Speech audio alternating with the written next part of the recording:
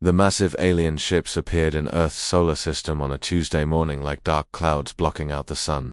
Captain Jake Morrison stood on the bridge of the space station, Unity 1, and watched 12 enormous vessels take positions around Earth. Each ship was 3 times larger than anything humans had ever built, and they moved with a grace that made Earth's rockets look like throne rocks. Commander Vex Phaler of the Zephyrian fleet sent his first message 3 hours after arrival. The alien's voice came through the communication system, sounding like metal scraping against stone, but the translation software worked perfectly, too perfectly. Jake realized these beings had been watching Earth for a long time. The aliens wanted to meet face to face. Jake agreed because he had no choice. When the Zephyrian shuttle docked with Unity 1, the difference in technology became clear immediately. Their ship made no sound and showed no heat signature.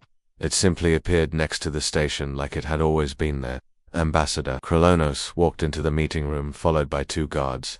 The alien stood 8 feet tall with blue-gray skin that seemed to shimmer in the light. His eyes were large and black, and when he looked at Jake there was something like amusement in them. The guards carried weapons that hummed with energy and cast a faint purple glow. Jake had brought Lieutenant Amy Foster with him. She was young but smart and had degrees in both engineering and languages. Amy carried a tablet computer and a simple audio recorder next to the alien technology. These items looked like toys from a museum. Kraleno spoke first. His voice filled the room without any visible communication device. We are the Zephyrian hegemony. We have traveled between stars for 10,000 of your years. We have seen many species and many worlds. You humans are quite interesting. The word interesting came out wrong somehow. Jake heard mockery in it. We welcome contact with your people, Jake replied carefully. Earth hopes for peaceful relations and mutual benefit. Kralenos made a sound that might have been laughter. Peaceful relations, yes. Mutual benefit. He paused and looked around the station. Your species shows promise, but you are very young, very primitive. You still burn chemicals to reach your own moon. You fight with metal projectiles. You cannot even speak mind to mind as civilized beings do. Amy shifted in her chair. Jake could see her anger, but she stayed quiet. We offer you a place in our empire, Kralenos continued. You will be protected, guided. Your people will serve useful functions, mining, construction, basic labor. In time perhaps you will learn enough to earn greater responsibilities. The alien made it sound like a generous gift. Jake felt his jaw tighten. What if we prefer to remain independent? Kralenos tilted his head. Independent. With your technology, you barely understand the forces that hold atoms together. Your weapons could not scratch the hull of our smallest scout ship. Your fastest vessels would take lifetimes to reach the nearest star. Independence requires strength you do not possess. To demonstrate his point, Kralenos activated a device on his wrist. The main screen in the meeting room lit up, showing an old mining station that had been abandoned near Jupiter. Jake watched as one of the alien ships fired a single beam of purple light. The mining station simply vanished. No explosion. No debris. One moment it existed, and the next moment there was only empty space. That station was made of the same metals as your warships, Kralenos said. The same alloys as this space station. Do you understand? Jake understood perfectly. Amy was recording everything on her tablet, and he hoped the signal was getting through to Earth. General Lisa Carter needed to see this. We are not unreasonable, Kralenos continued. Your species will be treated well. Much better than the Korthok who tried to resist us. They learned too late that pride is a luxury the weak cannot afford. The alien stood up. His guards moved with him in perfect synchronization. We will establish a perimeter around your world. You have 7 of your days to consider our offer. After that we will begin pacification procedures. Do not mistake this for cruelty. We are saving your species from extinction. Left alone, you would destroy yourselves within a few generations. Jake stood as well. We'll need to discuss this with our governments. Of course, democracy is an amusing concept, so inefficient, so chaotic. Our analysis shows you have over 200 separate political entities on your world. When we return, your people will speak with one voice, ours. The aliens left as quietly as they had arrived. Jake and Amy sat in silence for several minutes after the docking bay sealed. Finally, Amy spoke. They think we're animals. Smart animals, Jake corrected, but animals. Amy looked at her tablet. The recording was complete. They made one mistake, Captain. What's that? They told us exactly how long we have to get ready. Jake nodded and opened a channel to Earth. General Carter answered. Immediately. Captain Morrison reporting. We have a situation. Commander Vex Taylor settled into his command chair aboard the flagship. eternal dominion, and felt satisfied with the day's work. The human space station had been a primitive thing built from metal plates and chemical rockets. The meeting with their representatives had gone exactly as expected. Fear followed by desperate hope, followed by acceptance of the inevitable. The blockade formation took shape around the blue planet below. 12 warships in a perfect sphere with the flagship at the center. Each vessel could destroy a city with a single shot, but Vexilla doubted such measures would be necessary. The humans would see reason. Sub-Commander Nelthers approached the command platform. His tactical display showed green indicators across the fleet. All ships report ready status, Commander. Patrol routes established. Communication monitoring is active. Vextella nodded. Maintain standard watch rotations. The humans need time to process their situation. Monitor their military communications, but do not interfere. I want to understand how their primitive command structure functions. The Zephyrian crews had served together for decades. They moved through their duties with practiced efficiency. The humans posed no threat, so this assignment felt more like an extended observation mission than a military operation. Some of the younger officers had requested permission to study human culture through their Bravo-ASTI signals. On Earth below, the situation was far different. General Lisa Carter stood in the war room deep beneath Colorado, watching feeds from around the globe. Every major military installation was reporting in. Every government had agreed to unified command. For the first time in human history, the entire planet was working toward a single goal. Colonel Ryan Bell entered the war room carrying a stack of reports. The Special Forces veteran had spent the last 18 hours coordinating with military leaders worldwide. His face showed exhaustion, but his voice remained steady. All units are responding, General. We have confirmation from Moscow, Beijing, London, and Delhi. The joint command structure is operational. Lisa studied the tactical displays. Satellite feeds showed the alien ships maintaining their positions exactly. No variation in patrol patterns, no change in formation. Either they were supremely confident or supremely lazy. What about our technical analysis? Dr. Helen Murphy looked up from her computer terminal. The quantum physicist had been working without sleep since the alien ultimatum. The energy signature from their weapons is unlike anything we've seen. Pure directed plasma.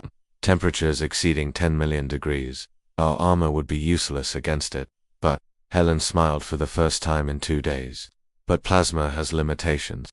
It dissipates rapidly in atmosphere. It's less effective against kinetic barriers, and it requires enormous amounts of energy to generate. Ryan leaned over the display. What are you thinking, Doc?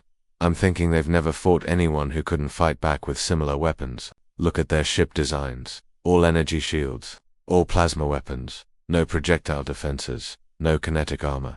They've built everything to fight other energy-based civilizations. Lisa felt a spark of hope. Can we exploit that? Maybe we'd need to get close. Really close. And we'd need something they wouldn't expect. Captain Jake Morrison's voice crackled through the communication system from Unity 1. General Carter, this is Morrison. I have a proposal.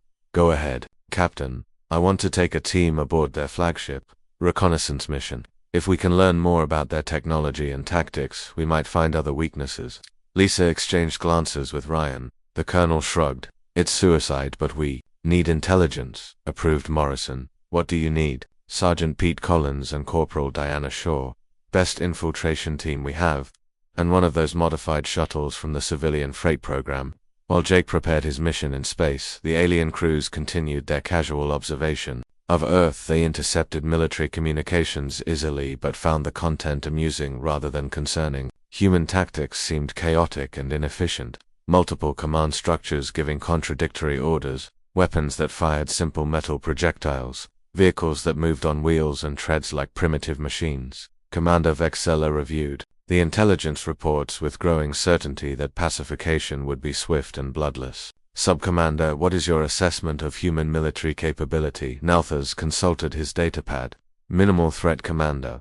Their weapons are kinetic-based. Maximum effective range perhaps 20 kilometers. Their fastest aircraft cannot exceed 3 times the speed of sound. Their space capability is limited to chemical propulsion, and their tactics disorganized. Multiple competing command structures. They seem to favor large formations moving slowly across open terrain. Very predictable. Vextala nodded, but something nagged at him. The human Captain Morrison had seemed to calm during the meeting, too controlled. In his experienced species, facing extinction showed more panic. Continue monitoring their communications. I want to understand their political structure before we begin pacification. 3 decks below the command center, Communications Officer Vissers was doing exactly that. She had intercepted thousands of human transmissions and found them fascinating. The humans seemed to possess an unusual trait. When threatened, they became more cooperative, not less. Their competing governments had unified overnight. Their military forces were coordinating across vast distances without central control. Most interesting were the technical discussions. Human engineers were modifying civilian equipment for military use at an incredible pace. Mining lasers became targeting systems, cargo containers became missile launchers, medical equipment became communication jammers. Isis found this adaptive behavior unique among the species she had studied. Most civilizations relied on purpose-built military equipment. Humans seemed capable of turning anything into a weapon. She made a note in her report but marked it as minor cultural observation rather than tactical intelligence. After all, what threat could improvised weapons pose to ships that had conquered half the galaxy? On Earth, Captain Morrison finished his briefing. With Sergeant Collins and Corporal Shaw, the plan was simple in concept but deadly in execution. They would approach the alien flagship using a modified cargo hauler that generated the same electromagnetic signature as space debris. Once aboard, they would plant monitoring devices and gather intelligence on alien defensive systems. Remember, Morrison said as they prepared to launch, we're not trying to destroy anything, we're trying to learn. The more we understand about how they think and fight, the better chance we have. Pete Collins checked his equipment one final time. The veteran sergeant had served in conflicts around the world, but nothing had prepared him for this. Sir, what if we can't get back? Morrison looked at his team. These were the best soldiers Earth had produced. If anyone could pull off this mission, it was them. Then we make sure the intelligence gets back to General Carter. Earth needs to know what we're really facing. Diana Shaw sealed her helmet and activated her suit systems. Ready when you are, Captain. The modified shuttle launched from Unity 1 using minimal thrust. To any observer, it would look like another piece of debris drifting toward the alien fleet. But hidden inside its cargo bay, 3 humans prepared to do something no species had ever attempted. They were going to board a Zephyrian warship while it was still operational. The modified cargo hauler drifted through space like a dead whale in an ocean of stars.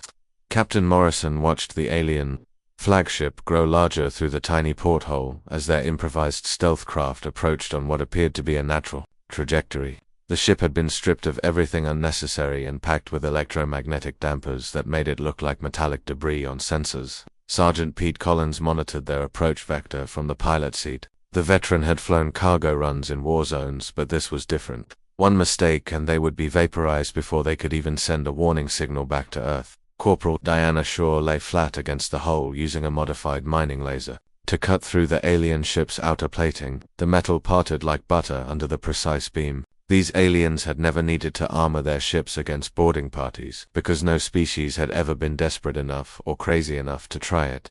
The Zephyrian hull was surprisingly thin, built for protection against energy weapons and space debris, but not against humans with improvised cutting tools. Diana carved an opening just large enough for 3 people to squeeze through and sealed it.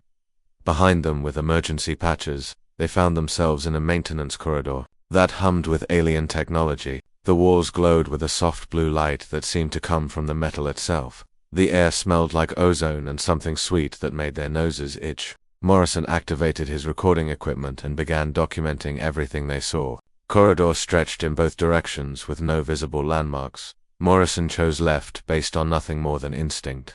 They moved carefully, keeping their magnetic boots silent against the metal deck.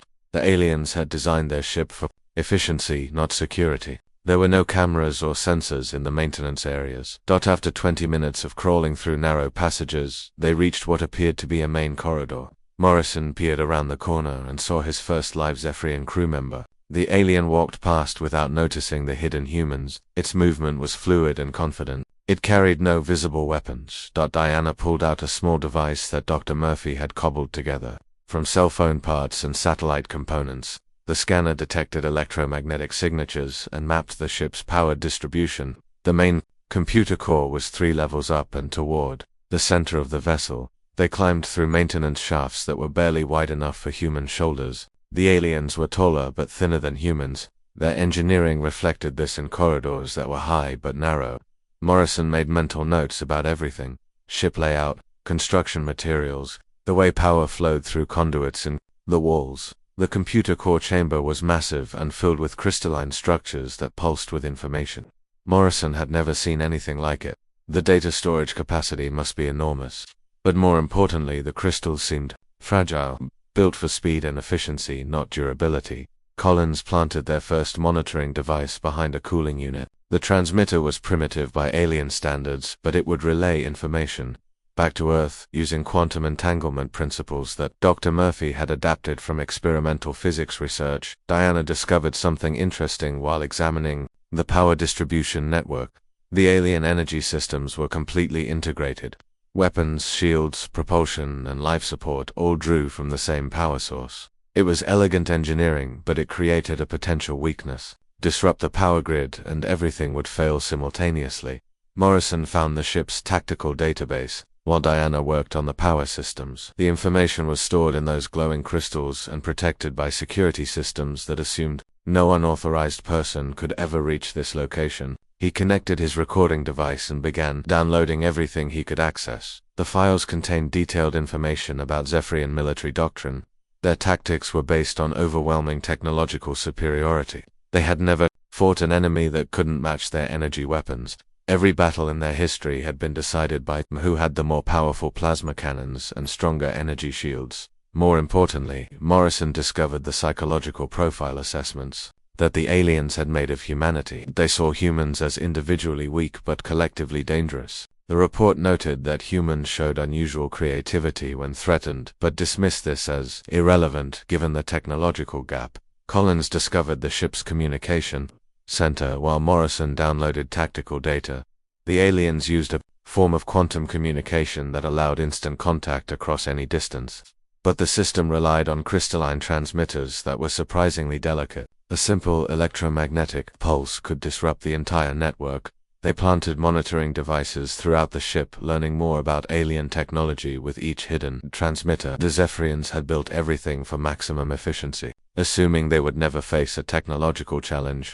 Their ships were powerful but specialized. Their weapons devastating but limited in scope. Diana made the most important discovery in what appeared to be the ship's archive: historical records of other species that had been conquered by the Zephyrian hegemony. Every civilization had tried to fight using energy weapons and shields. Every civilization had failed because they couldn't match Zephyrian technology, but no species had ever tried kinetic weapons. No species had ever used electromagnetic warfare. No species had ever attempted boarding actions or sabotage. The aliens had grown so accustomed to a particular type of warfare that they had never prepared for anything else. Morrison was examining the ship's defensive systems when alarms began sounding throughout the vessel. Red lights flashed in the corridors and he could hear alien voices speaking rapidly in their metallic language. Someone had discovered the hull breach they had made during entry. Collins appeared at Morrison's shoulder. "Captain, we need to go now." They moved quickly through maintenance corridors as alien security teams searched the ship. The Zephyrians were efficient but predictable. They checked obvious hiding places and secured critical areas, but they didn't think to look in the narrow maintenance spaces that humans could fit through. Diana led them back toward their entry point, but stopped when she detected movement ahead. 3 alien security officers were examining the sealed hull breach with scanning devices. Their escape route was blocked. Morrison made a command decision. They would have to find another way off the ship. Collins suggested the shuttle bay, but Diana shook her head. Too much security. Too many aliens. They needed something else. The answer came from an unexpected source. While hiding in a storage compartment, Morrison overheard alien crew members discussing a problem with their waste disposal system. Material was ejected from the ship through a series of ports that were too small for Zephyrians to use for escape, but might be large enough for humans. The waste disposal chute was exactly as unpleasant as expected, but it led to an external port that opened directly into space. Morrison went first, followed by Diana. Collins volunteered to stay behind and create a distraction that would give them time to reach their shuttle. The sergeant emerged from hiding and confronted the alien security team with nothing but his service pistol and years of combat experience. The aliens had never seen kinetic weapons used in close combat. They hesitated for crucial seconds, trying to understand what was happening. Collins used every trick he had learned in decades of military service. He used cover and concealment. He moved unpredictably. He forced the aliens to react instead of act. For 10 minutes, one human with primitive weapons held off an entire security team equipped with advanced energy weapons. When his ammunition ran out, Collins switched to improvised explosives made from equipment they had brought for the mission. The aliens couldn't understand how he kept fighting without energy weapons. They had protocols for plasma battles and energy shield duels, but no procedures for dealing with someone who threw grenades made from mining charges. Morrison and Diana reached their shuttle and launched immediately. As they accelerated away from the alien flagship, Morrison watched the tactical display. Energy discharges lit up the ship's hull as the security team finally cornered Collins. The sergeant's final transmission was clear and calm. "Package delivered, Captain. Get this intelligence back to Earth. Give them hell." The alien ship continued its patrol pattern, showing no external signs of damage. To any observer, the infiltration had failed completely, but hidden throughout the vessel quantum transmitters were already relaying critical intelligence back to Earth. Morrison had the information that General Carter needed. The aliens could be hurt, they could be confused, they could be beaten. But first, Earth would have to learn how to fight a war unlike any in human history. General Lisa Carter stood in the command center watching displays that showed the positions of every human vessel within 1,000,000 kilometers of Earth. Cargo haulers, mining ships, research vessels, and even tourist shuttles had been hastily converted into weapons platforms. It wasn't much of a fleet, but it was what humanity had to work with. Colonel Ryan Bell finished his briefing on Operation Steel Rain. The plan was insane by any conventional military standard, but conventional warfare wouldn't work against energy shields and plasma weapons. They needed something the aliens had never encountered before. Dr. Helen Murphy had worked miracles with the intelligence that Morrison and Shaw had brought back from the alien flagship. The quantum transmitters hidden throughout the ship were still sending data about alien defensive systems, power distribution, and tactical responses. Most importantly, they had confirmed the aliens' greatest weakness: the Zephyrians had never fought kinetic weapons. Their energy shields were designed to deflect plasma beams and particle streams. The alien armor could absorb tremendous amounts of directed energy, but simple metal projectiles moving at high velocity would pass right through their defenses, like stones through a soap bubble. Morrison had been promoted to major after his successful infiltration mission. Now he stood beside General Carter, watching the final preparations for humanity's desperate gamble. Lieutenant Amy Foster monitored communications from the orbital platforms while technicians made last-minute modifications to improvised weapons systems. The first wave consisted of 12 modified cargo haulers, loaded with tungsten rods and guided by human pilots who had volunteered for what everyone knew was a suicide mission. Each ship would accelerate toward the alien fleet using maximum thrust before releasing their kinetic payloads and attempting to escape. Captain Steve Rogers commanded the lead vessel. The former test pilot had spent his career pushing aircraft beyond their design limits. Now he was flying a cargo ship packed with metal rods toward aliens who could vaporize him with a single shot. The second wave was even more improvised. Mining ships equipped with electromagnetic pulse generators built from hospital equipment and university research labs. The devices were untested and might not work at all, but they represented humanity's best hope of disrupting alien integrated systems. Lieutenant Kate Thompson led this group from the bridge of a converted asteroid miner. The young engineer had helped Dr. Murphy design the EMP weapons using principles from her graduate research in quantum mechanics. If the theory was correct, the pulse generators would overload alien electronics and leave their ships vulnerable. Commander Vextella noticed the approaching human vessels but felt no concern. The primitive craft were moving slowly and appeared to be attempting some kind of ramming attack. Such tactics might work against other primitive species, but Zephyrian shields could stop anything humans might throw at them. He ordered his gunners to destroy the approaching ships with minimum power settings. No need to waste energy on such weak targets. The first plasma beams lanced out toward Captain Rogers' cargo hauler and struck the improvised armor plating that covered the ship's vital systems. The plasma burned through the outer layers, but the ship kept coming. Rogers had designed his armor using lessons learned from spacecraft heat shields. Multiple thin layers separated by vacuum gaps absorbed and dissipated the energy instead of trying to stop it completely. The ship took damage but remained functional. Vex frowned and ordered increased power. More plasma beams reached out, but the human ships continued their approach using evasive maneuvers that made targeting difficult. These weren't the predictable formation attacks that alien tactical doctrine expected. Rogers released his cargo when the alien flagship filled his forward display.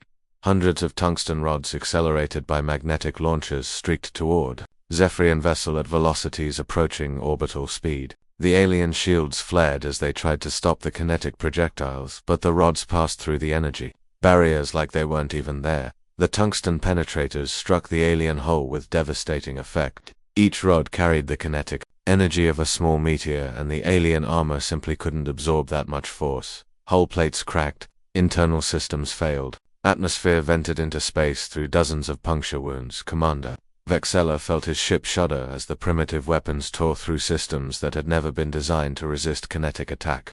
Damage reports flooded the command center. Power fluctuations cascaded through the ship's integrated networks. For the first time in his military career, Vexella experienced something he had never felt before: fear. The second wave arrived while the alien fleet was still trying to understand what had happened to their flagship. Lieutenant Thompson's mining ship approached the nearest escort vessel and activated its EMP generator. The device was essentially a modified medical scanner, powerful enough to image the inside of a planet. The electromagnetic pulse hit the alien ship like an invisible hammer. Every circuit overloaded simultaneously. Computer systems crashed. Weapon controls went dead. Life support failed. The elegant integration that made Zephyrian technology so efficient became a fatal weakness when disrupted. Colonel Bell coordinated the ground assault from his command post in Colorado. The aliens had landed troops near major population centers, expecting quick surrender. Instead, they found human military units that fought unlike anything in their experience. The Zephyrian soldiers were equipped with energy, weapons, and personal shields that made them nearly invulnerable to conventional attack. But Colonel Bell's forces used tactics that confused and frustrated the aliens at every turn. Small unit actions, improvised weapons, constant movement and adaptation. Captain Diana Shaw led a squad through the streets of Denver using knowledge gained from her infiltration mission. She knew how alien shields worked and had trained her soldiers to exploit their weaknesses. Simple smoke grenades obscured alien sensors. Mirrors and reflective surfaces confused their targeting systems. The aliens fought in rigid formations following predetermined tactical protocols. Humans fought as individuals, making independent decisions based on immediate circumstances. When alien squads tried to advance using standard energy suppression tactics, they found empty buildings and abandoned positions. Shaw's soldiers attacked from unexpected directions, using weapons the aliens had never encountered. Crossbows fired. In complete silence, improvised explosives detonated without warning. Even simple thrown rocks created confusion when they passed through energy shields and struck alien armor. Major Morrison received permission to attempt a boarding action on the alien flagship. The ship was damaged but still dangerous. Its weapons were offline, but its shields remained partially active. Morrison led a team of engineers and combat specialists through the breaches created by the tungsten rod bombardment. Inside the ship, chaos reigned. Alien crew members struggled to restore power while emergency lighting cast strange shadows through smoke-filled corridors. Morrison's team moved quickly toward the ship's command center. Using the intelligence they had gathered during the infiltration mission, they encountered minimal resistance.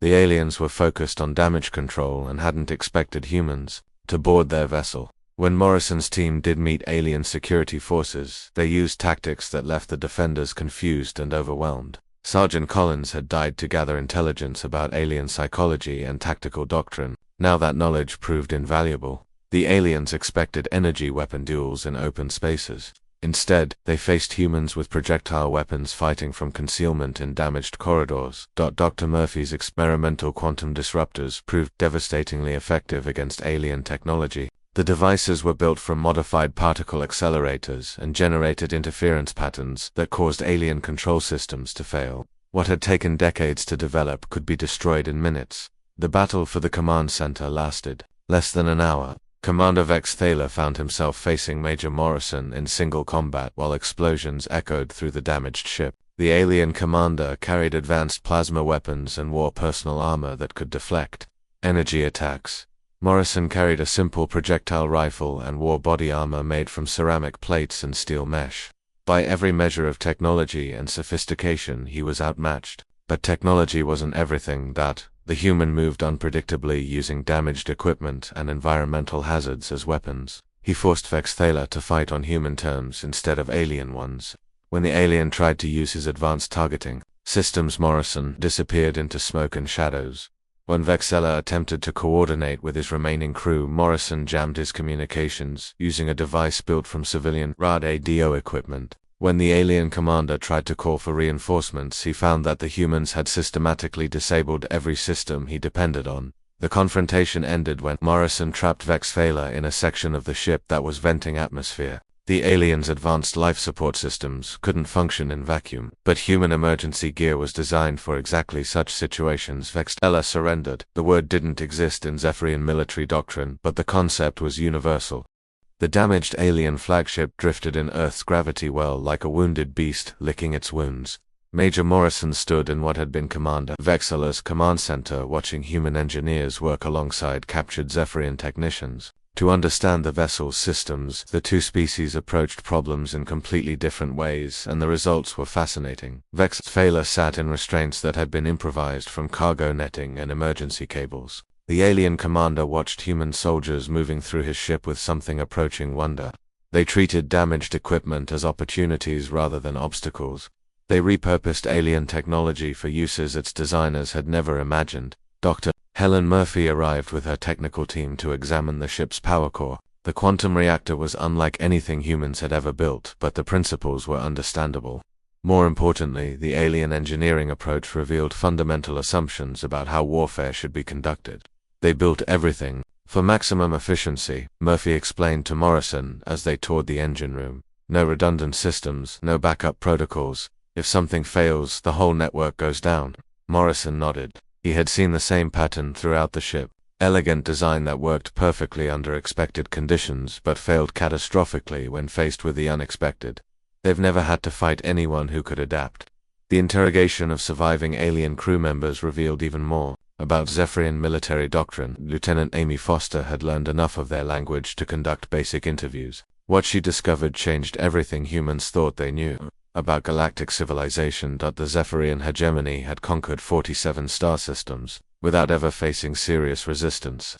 Every species they encountered used similar technology, based on energy manipulation and plasma weapons. Battles were fought according to established protocols that emphasized overwhelming force applied through superior technology. No species had ever used kinetic weapons effectively. No species had ever employed electromagnetic warfare. No species had ever attempted boarding actions or sabotage.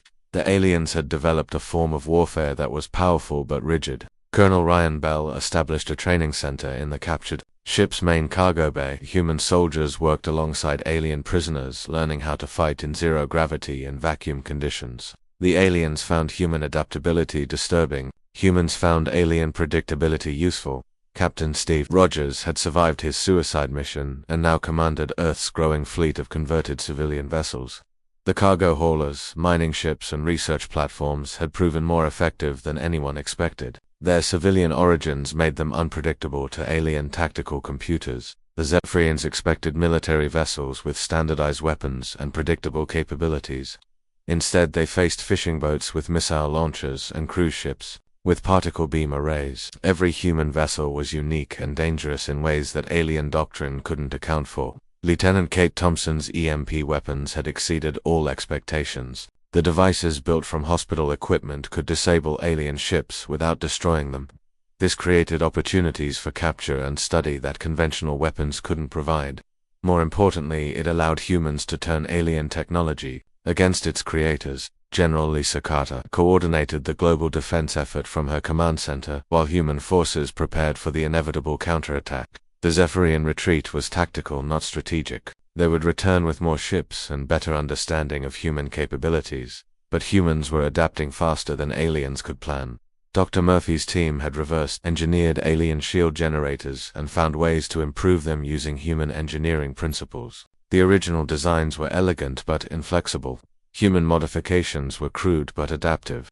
The hybrid systems could protect against both energy and kinetic weapons. Guard Captain Diana Shaw led the most ambitious project of all. Her experience aboard the alien flagship had taught her about Zephyrian psychology and social structure. She proposed something that no human commander had ever attempted: a deep strike mission against the alien homeworld. The plan was based on intelligence gathered from captured Zephyrian databases. The hegemony's capital world was heavily defended, but those defenses were designed to stop conventional fleets using energy weapons and plasma shields. They were not designed to stop humans. Shaw's strike force would consist of modified civilian vessels carrying kinetic weapons and EMP generators. They would approach the alien homeworld disguised as a merchant convoy and strike critical infrastructure before the defenders could respond. It was exactly the kind of asymmetric warfare that humans excelled at and aliens couldn't understand. Morrison found himself in an unexpected role as liaison between human and alien prisoners. Vextler had begun to respect human military capability, even while remaining convinced of Zephyrian technological superiority. Their conversations revealed the fundamental difference between the two species' approaches to conflict. Your weapons, a primitive Vexella said during one of their discussions. Your ships are inefficient, your tactics are chaotic, yet you fight more effectively than species with technology far superior to yours. Morrison considered the alien's words carefully. Technology isn't everything. Sometimes the best weapon is the one your enemy isn't prepared for. But how do you coordinate such chaos? How do you command soldiers who act independently? How do you plan battles when every engagement is different? The questions revealed the alien commander's fundamental misunderstanding of human nature. Zephyrian military doctrine was based on rigid hierarchy and predetermined responses. Human doctrine emphasized individual initiative and adaptive thinking. We don't plan battles, Morrison explained. We plan objectives and let our people figure out how to achieve them. Every human soldier is trained to think independently and adapt to changing circumstances. Vextler found this concept almost incomprehensible. In Zephyrian society, every individual had a specific role and function. Military operations followed established protocols developed over thousands of years. The idea of soldiers making independent, tactical decisions was foreign and frightening, but it was also effective. The human approach to warfare was proving superior not because of better technology but because of better thinking. Humans could adapt faster than aliens could plan. They could improvise solutions to problems that alien doctrine had never considered. Amy Foster's intelligence analysis had identified the key weakness in Zephyrian military planning. They assumed that all conflicts would follow patterns established in previous wars. They prepared for enemies who would fight using familiar methods with predictable technology. Humans didn't fight according to anyone's expectations. Shah's strike force launched from hidden bases scattered throughout the solar system, modified. Freighters and mining vessels accelerated toward the edge of human space carrying weapons that had never been tested in actual combat. Each ship was unique and deadly in its own way. The lead vessel was a converted grain hauler commanded by Captain Pete Williams. The ship's cargo holds contained thousands of kinetic penetrators, built from tungsten rods and guided by navigation systems, salvaged from orbital satellites. It looked like a civilian transport, but carried the destructive power of a battleship. The second ship was a modified passenger liner under Captain Janet Collins. She carried EMP weapons powerful enough to disable an entire space station and electronic warfare systems that could jam alien communications across multiple star systems. Her vessel appeared to be carrying tourists, but was actually humanity's most advanced electronic warfare platform. Each ship in the strike force represented human ingenuity applied to problems that alien military doctrine had never considered. They were ugly, inefficient, and completely unpredictable. They were also exactly what humanity needed to survive. Morrison watched the strike force disappear into hyperspace using alien navigation technology that humans barely understood. Shaw had taken enormous risks, but the potential rewards were equally enormous. If the mission succeeded, it would force the Zephyrians to negotiate as equals. If it failed, humanity would face the full military might of an empire that controlled half the galaxy. But failure wasn't something humans planned for. The Zephyrian homeworld had not seen combat in over 3,000 years. The planet's orbital defenses were magnificent monuments to technological superiority. With energy shields that could stop entire fleets and weapons platforms capable of sterilizing continents, they were designed to fight the greatest military forces in the galaxy. They were not designed to fight grain haulers and passenger liners. Captain Diana Shaw's strike force approached the alien capital using false identification codes extracted from captured Zephyrian databases. To orbital security, their convoy appeared to be a routine merchant fleet carrying agricultural products and civilian passengers. The deception worked perfectly because no one expected humans to attack the most heavily defended World in known space. Captain Pete Williams released his kinetic payloads when the convoy reached optimal range. Thousands of tungsten rods accelerated by magnetic launchers streaked toward critical infrastructure targets. The orbital defense platforms tried to stop them with energy weapons, but projectile swarms were impossible to intercept completely. The penetrators struck power stations, communication hubs, and military command centers with devastating precision. Each impact released kinetic energy equivalent to a nuclear weapon but without radiation or electromagnetic interference. The alien infrastructure simply disintegrated under the sustained bombardment. Captain Janet Collins activated her electronic warfare systems while the kinetic strike was still in progress. Her EMP weapons had been designed by Dr. Helen Murphy specifically to disrupt Zephyrian integrated networks. The pulse generators overloaded alien electronics across multiple continents and left the planetary defense grid completely paralyzed. The attack lasted exactly 17 minutes. When it was over, the Zephyrian homeworld had been transformed from the galaxy's most secure fortress into a helpless target. Shaw transmitted humanity's terms for peace and withdrew before the aliens could organize any response. Commander Vexilla learned about the attack while still imprisoned aboard his captured flagship. Major Morrison brought him the intelligence reports and watched the alien commander's reaction with professional interest. Vexilla read the tactical analysis in silence before setting the datapad aside.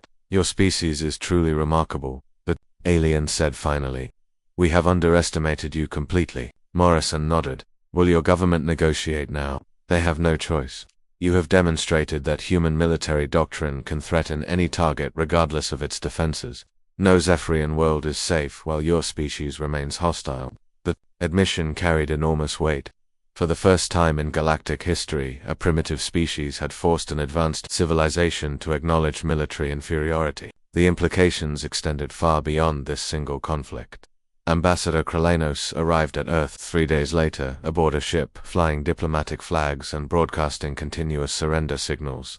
The arrogant alien who had once demanded humanity's submission now requested permission to enter human space. General Lisa Carter granted the request, but insisted the meeting take place on human terms. The peace negotiations were conducted aboard the captured Zephyrian flagship with human guards and human translators. Kralanos found himself sitting across from the same Captain Morrison he had dismissed as primitive only weeks earlier.